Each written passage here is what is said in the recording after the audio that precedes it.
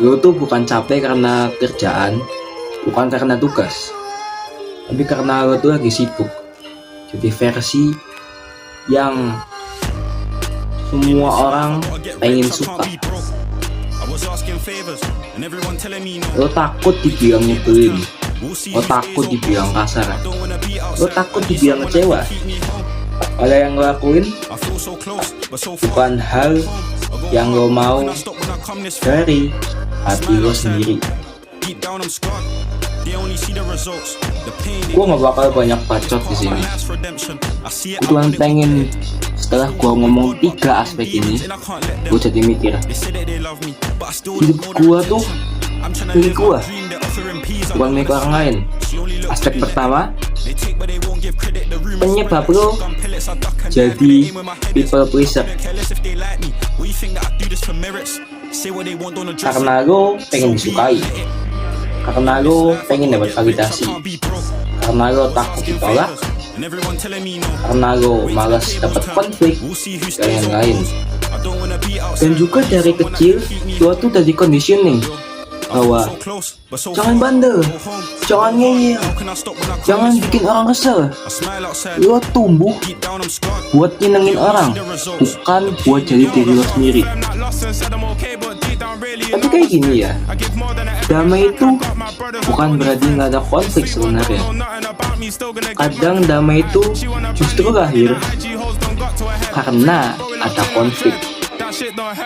Kalau semuanya lo simpen demi kedamaian palsu, suatu saat bakal jadi bom waktu, bakal meledak juga.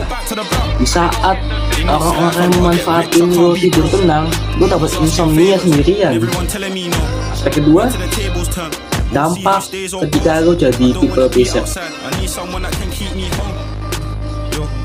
Lo udah baik ke semua orang, udah marah, udah bantuin, tapi orang lain mereka tetap nginjak-nginjak lo kayak keset. Lo bukan alat buat orang lain bisa happy. Lo bukan service center. Sekali lagi, coba tanya ke diri lo sendiri, gua nih hidup buat siapa? Kalau jawabannya bukan buat lo sendiri, berarti lo udah salah arah dari awal. Dan ketika itu berlanjut terus, ya maka pada akhirnya identitas lo kabur. Hidup lo dikontrol ekspektasi orang lain.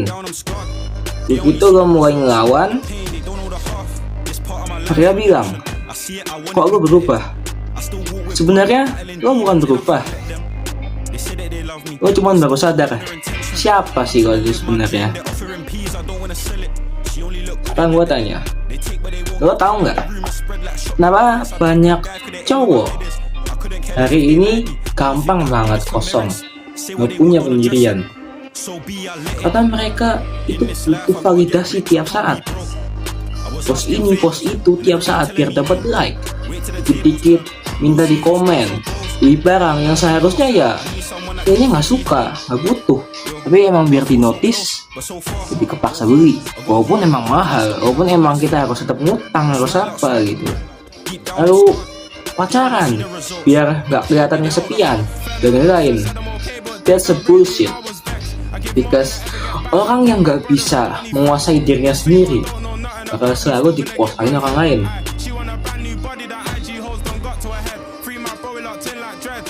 Lo pernah lihat berita cowok yang stuck di hubungan toksik karena takut ceweknya marah, takut dianggap gak pengertian, ujung-ujungnya dia malah kehilangan jati diri.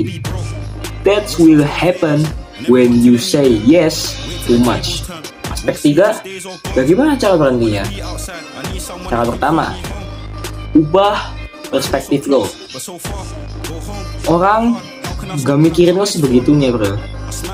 Lo mati-matian mikirin mereka, padahal ya besok aja nama lo udah lupa siapa gitu. Contoh aja, di sekolah lo jadi orang yang semua orang tuh suka, tapi mental lo rapuh, skill lo nol, nilainya ampas. Bandingin sama orang yang emang dibilang galak, pasar, dan lain. Tapi mereka punya prinsip, mereka punya batasan, dan punya harga diri. It's only after we have lost everything that we are free to do anything. Setelah kita kehilangan semuanya, kita baru bebas untuk melakukan apapun. Jadi setelah kita lepaskan diri, kita nggak nyengin orang lain lagi, kita baru bisa jadi diri kita sendiri. Cara kedua, berani bilang tidak. Lo nggak harus jelasin semua alasan lo kenapa lo tuh nolak. Cukup satu kata aja, enggak. Titik. That's it. Lo cukup. Jika temen lo minta bantuan, lo nggak mau, jawab aja, gue nggak bisa. Udah, titik. Kau emang beneran respect sama lo, masih ngerti. Jika ngerti, pasti emang gak pernah peduli sama lo dari awal. Karena lo bukan tokoh utama di hidup mereka. Karena lo adalah tokoh utama di hidup lo sendiri. Cara ketiga adalah filter lingkungan lo. Kalau punya guru PKN ngomong, jangan pilih-pilih teman gitu. Ya sebenarnya lo harus pilih-pilih teman, karena teman sejati gak akan dan gak bakal ninggalin lo hanya karena lo punya prinsip. Yang cabut dari lo emang gak layak buat jadi partner lo, buat jadi temen lo dari awal. Jadi stop jadi boneka buat kenyamanan orang lain dan mulai start jadi manusia. Buat apa? Buat harga diri lo sendiri. Berani bilang cukup, karena makin lo takut dibenci, makin gampang lo dikendaliin. Jadi pleaser itu adalah playgroundnya orang manipulatif, taman bermainnya orang manipulatif. Jadi ketika sekali gue bilang iya, gue bakal terus dimanfaatin. Dan itu bukan karena lo baik, tapi karena lo takut. So, mulai sekarang kasih batasan buat diri lo, buat prinsip, buat pendirian, dan ingat, bilang enggak, say no, bukan berarti lo harus jahat. Itu tandanya lo masih punya otak. Ibaratnya nih ya, analoginya, kalau buka pintu rumah buat semua orang yang masuk, maling pasti juga bisa masuk. Di batasan itu bukan tembok, tapi sebuah pagar buat diri lo, buat lo. So, gue di sini bukannya gue jadi orang paling kuat, tapi emang gue pernah jadi yang paling hancur. Dan gue milih buat naik lagi, buat bangkit lagi, buat berdiri dengan kepala tegak dan ngadepin semua masalah yang ada.